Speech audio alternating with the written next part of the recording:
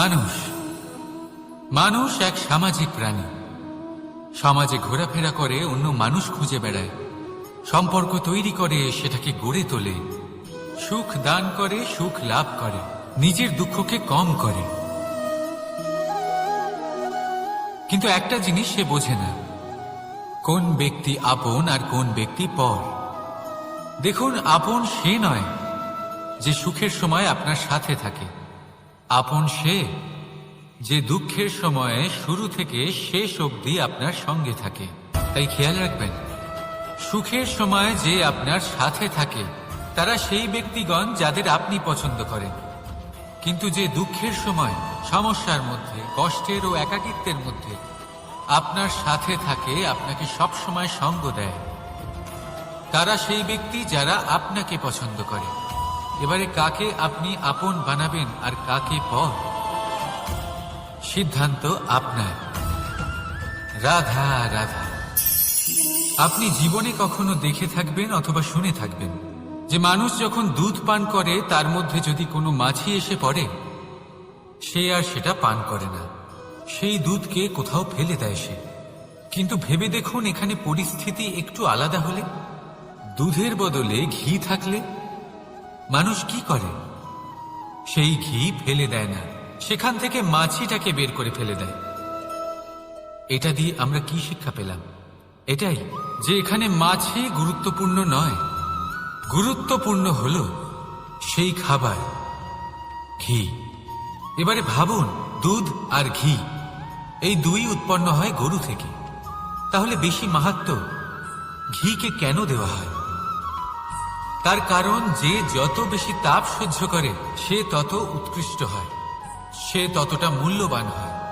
এতটাই মূল্যবান যে যদি তাতে কোনো দোষও থাকে, মানুষ সেটা গ্রাহ্য করে না। তাই মনে রাখবেন, এই পুষ্টি অপুষ্টি এ শুধুই নামমাত্র।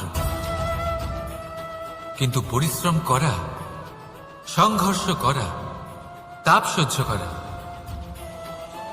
এটা মানুষের অনুভূতি। তাই নাম নিয়ে না ভেবে অনুভূতির ওপরে মনোনিবেশ করুন, তাকে গুরুত্ব দিন। আর আসুন আমার সাথে ভালোবেসে বলুন, রাধা রাধা। বহুবার আমরা জীবনে নিরাশ হয়ে পড়ি, এই ভেবে যে নিরন্তর চেষ্টা করার পরেও আমাদের নিজেদের লক্ষ্য প্রাপ্ত হচ্ছে না। আমরা বুঝতেই পারি না এটা কি হচ্ছে।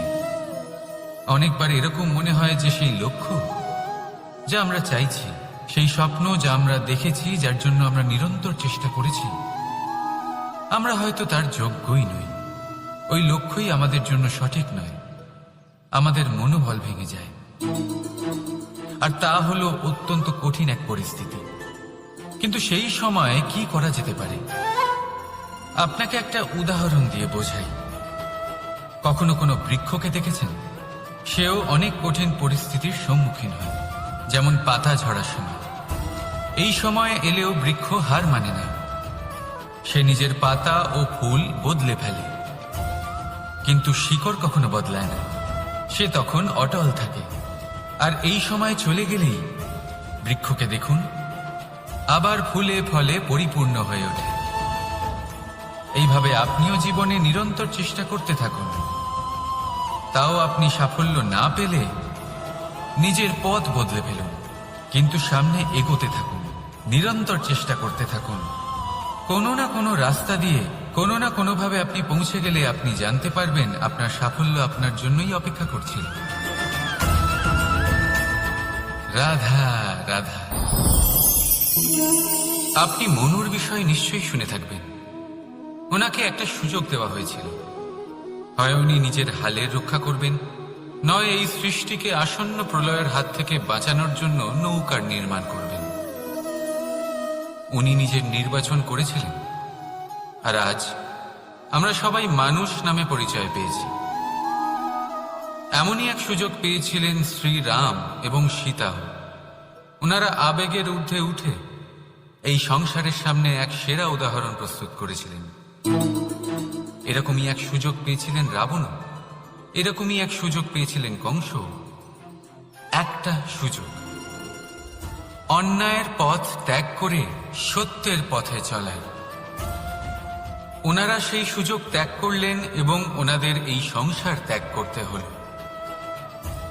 একটা অত্যন্ত গুরুত্বপূর্ণ কথা মনে রাখবেন, সুযোগ এই শব্দ যতটাই ছোট, এটা জীবনে আসেও ততটাই কম সময়ের জন্য।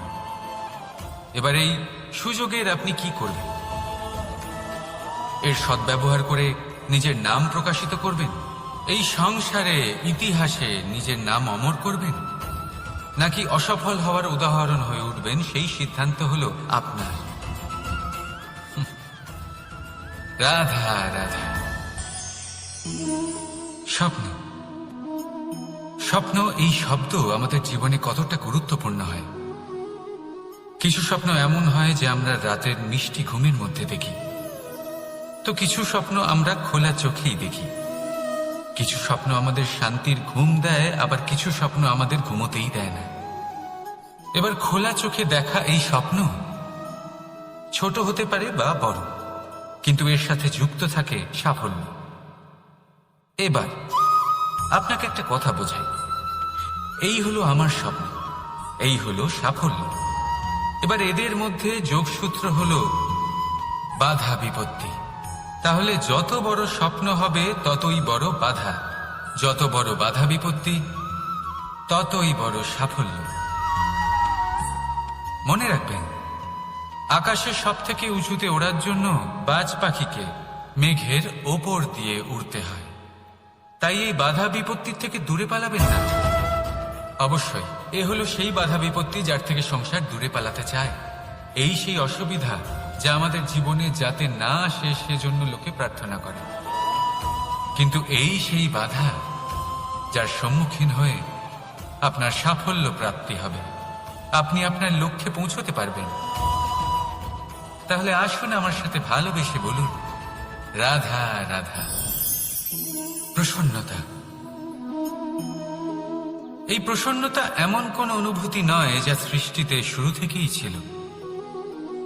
প্রসন্নতা হলো এমন এক অনুভূতি যা আপনাকে নিজের কর্মের দ্বারা অর্জন করতে হয়।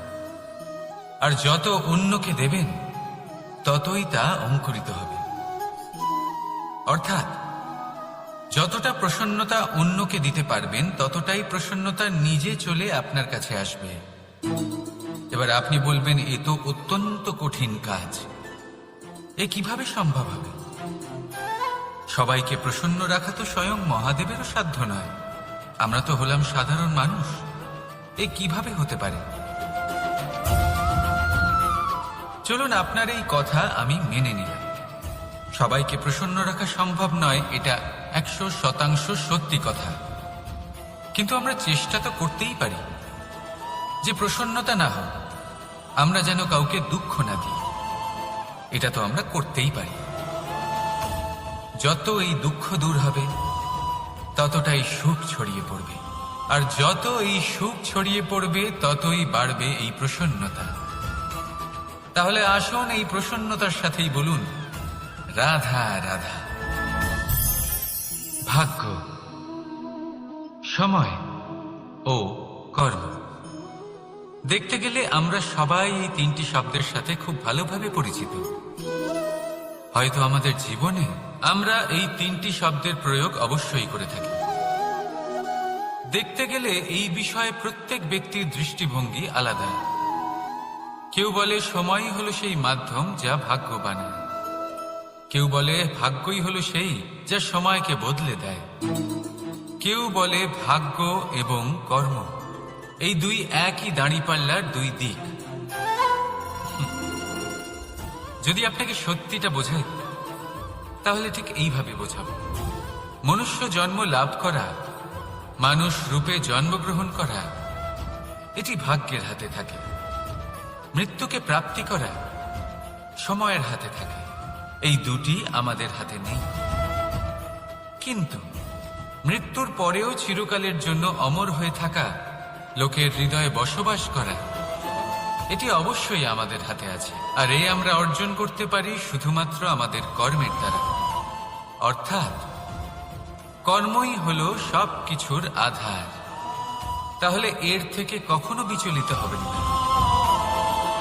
শ্রেষ্ঠ কাজটা করতে থাকুন আর আমার সাথে ভালোবেসে বলুন, রাধা রাধা। সংসারের সব থেকে মারাত্মক প্রাণীকে কেউ বলবে বাঘ, কেউ বলবে সিংহ, কেউ বলবে সাপ। না, সংসারের সব থেকে মারাত্মক প্রাণী হল একজন ভণ্ড মিত্র। অন্য সমস্ত পশুরা শুধু আপনার শারীরিক ক্ষতি করতে পারে, কিন্তু একজন ভণ্ড বন্ধু আপনার বুদ্ধির বিনাশ করতে পারে, আপনার বিবেকের বিনাশ করতে পারে, ভাবনা চিন্তা করার ক্ষমতা কেড়ে নিতে পারে। একজন ভণ্ড বন্ধু আপনার জীবনকে নষ্ট ও ভ্রষ্ট করে দিতে পারে। তার মধ্যে এত ক্ষমতা থাকে যে সে আপনাকে এমন পতনের পাকে ফেলে দেবে যে সেখান থেকে বেরোনো প্রায় অসম্ভব হতে পারে। আর যখন আপনি সত্যিটা বুঝতে পারবেন, আপনার মধ্যে জাগ্রত হবে প্রতিশোধের ভাবনা, যা কিনা সবার আগে আপনাকেই বিনাশ করবে। তাই জীবনে ভণ্ড বন্ধুর থেকে সাবধানে থাকুন। আর বিশ্বাস, এই বিশ্বাস মানুষের ওপরে ভেবে চিন্তেই করুন। আর আসুন আমার সাথে ভালোবেসে বলুন, রাধা রাধা। আহ, হাত পুড়ে গেল। এবার আপনি বলবেন, কৃষ্ণ এটাই তো হবে, জ্বলন্ত কয়লা ধরতে গেলে হাত তো পুড়ে যাবেই। চলুন এই বিষয়ে আপনি এটা বললেন, ক্রোধের বিষয়েও কি আপনি এরকমই ভাবেন?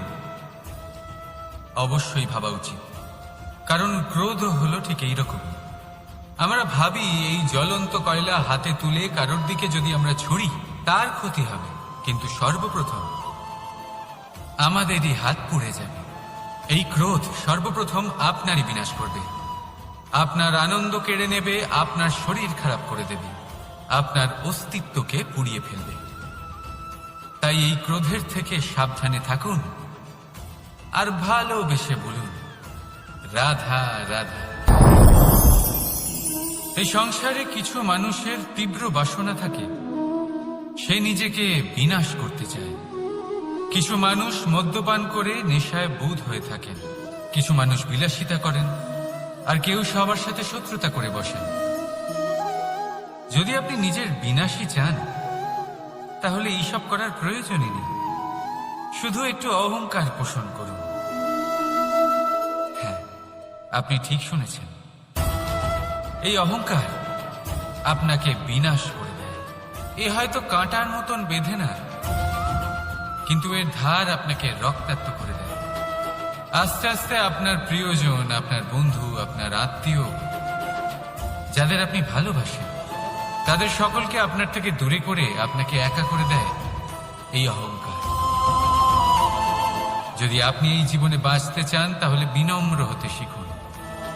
আর যদি আপনি নিজের বিনাশ চান, তাহলে অহংকার পোষণ করতে শিখুন। সিদ্ধান্ত হলো আপনার, এই জীবন হলো আপনার। রাধা রাধা। আপনি কখনো কোনো স্বর্ণকারকে দেখেছেন? সোনা তারই হয়, গয়না বানানোর শিল্প তারই হয়। তাও ও বারবার সোনাকে গরম করে, হাতুড়ি নিয়ে বারবার তার উপরে প্রহার করে। কিসের জন্য? যাতে সে সেই স্বর্ণকে কুন্দন বানাতে পারে, প্রত্যেক আঘাতের সাথে তার মধ্যে থেকে খাদ বের করতে পারে। একজন বিবেকশীল ব্যক্তিরও এটা করা উচিত, যাতে এই সংসার আপনাকে আঘাত করার আগে আপনি নিজের মধ্যে থাকা দোষগুলো বহিষ্কার করে দিন। হয়তো একটু কষ্ট হতে পারে, কিন্তু এই অবশ্যই করবেন। যদি আপনি কুন্দন হতে চান, তাহলে নিজেকে নিজের স্বর্ণকার অবশ্যই হতে হবে। রাধা রাধা। দেখুন এই ঘাসকে, কত কোমল, কত মধুর। যদি এই ঘাসের ওপর হাঁটেন, তাহলে পায়ে ব্যথা কখনোই হবে না। এর উপরে শুয়ে পড়লে মিষ্টি ঘুম চলে আসবে। কিন্তু এই ঘাসকেই যদি আপনি ঠিক করে না ধরেন, তাহলে এতে আপনার আঙুলও কেটে যেতে পারে। এই নরম ঘাসই আপনাকে আঘাত দিতে পারে। ঠিক এইভাবেই প্রত্যেক ব্যক্তি যিনি ধর্মের পথে চলছেন তিনি আঘাত পেতে পারেন যদি ওনার ধর্মের সম্পূর্ণ সত্য তার আসল স্বরূপের বিষয়ে জ্ঞান না থাকে। তাই জীবনে যে কোনো বস্তু, ব্যক্তি বা সুযোগ আসে, তাহলে তার শক্তির বিষয়ে, তার দুর্বলতার বিষয়ে প্রথমে তথ্য সংগ্রহ করবেন, তারপরেই সিদ্ধান্ত নেবেন। যদি এরকম করেন তাহলে সাফল্য অবশ্যই আসবে। রাধা রাধা। হাতের কত রকম রূপ হয়। কিছু স্নেহের সাথে আপনাকে স্পর্শ করে, তো কিছু প্রহার হিসেবে বর্ষিত হয়। কিছু বন্ধুত্বের নামে আপনার দিকে অগ্রসর হয়, তো কিছু শত্রুতার দিকে আপনাকে টেনে নিয়ে যায়। কিন্তু কখনো ভেবে দেখেছেন যে কোন হাত বেশি মূল্যবান? যখন আপনি সফল, যখন আপনি ভালো কাজ করেন, তখন কিছু হাত আপনার জন্য করতালি দেয়, আর কিছু হাত এমন হয় যা আপনার কাঁধ স্পর্শ করে যখন আপনি জীবনে সব থেকে অসফল হন, যখন আপনি ভেঙে পড়েন। তাই করতালি দেওয়া সেই হাত, আপনার প্রশংসা করা সেই হাত, তার থেকে অনেক বেশি দামি সেই হাত যা আপনাকে তখন আশ্বস্ত করে যখন আপনি এমন সময় কাটাচ্ছেন যা আমরা কেউ কাটাতে চাই না। সেটা আপনার সম্বল হয়ে ওঠে, আর এই সম্বলই আপনাকে জীবন অতিবাহিত করার শক্তি প্রদান করে। তাই একে অপরের সম্বল হয়ে থাকবেন, জীবনে সব সময় ভালো থাকবেন। রাধা রাধা। মানুষ, প্রত্যেক মানুষ কাউকে ভালোবাসে, কাউকে ঘৃণা করে, কাউকে সম্মান করে, আবার কাউকে তিরস্কারও করে। মানুষ সবকিছু হতে পারে, সুস্থও হতে পারে, রোগীও হতে পারে, ধনীও হতে পারে, নির্ধনও হতে পারে, বন্ধুও হতে পারে, আবার শত্রুও হতে পারে। যদি কিছু না হতে পারে তা হল অস্পৃশ্য, অচ্ছুত। ভগবানের কাছে সব থেকে বড় পাপ এই যে মানব শরীর, তা ঈশ্বর প্রদত্ত, তা তার মন্দির। প্রত্যেক শরীরে ব্রহ্মদেব বাস করেন, তাই শরীরের অপমান করা, সেটা ছোঁয়া থেকে দূরে থাকা, এটা কখনো করবেন না। এই জীবনে ছুত অছুত কখনো বিচার করবেন না। পরমেশ্বর যা দিয়েছেন তার সম্মান করতে শিখুন।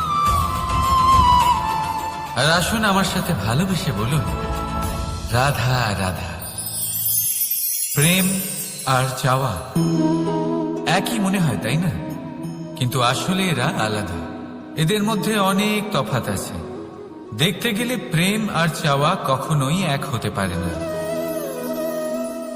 এবার যদি আপনাকে আমি এক উদাহরণ দিই, যদি আপনি এই ফুলকে চান, তাহলে আপনি এটাকে তার ডাল থেকে ছিঁড়ে আপনার কাছে রেখে দেবেন। কিন্তু যদি আপনি একে ভালোবাসেন, তাহলে আপনি প্রতিদিন এসে এটার শিকড়ে জল দেবেন, যাতে সে আরো প্রস্ফুটিত হয়। শুধু এটাই তফাৎ চাওয়া আর প্রেমের মধ্যে। চাওয়া স্বার্থ হয়ে ওঠে, যেখানে প্রেম, প্রেম পরমার্থ হয়ে ওঠে। তাই কাউকে না চেয়ে ভালোবাসুন, জীবন ধন্য হয়ে উঠবে। রাধা রাধা। কখনো কোনো বাচ্চাকে দেখেছেন?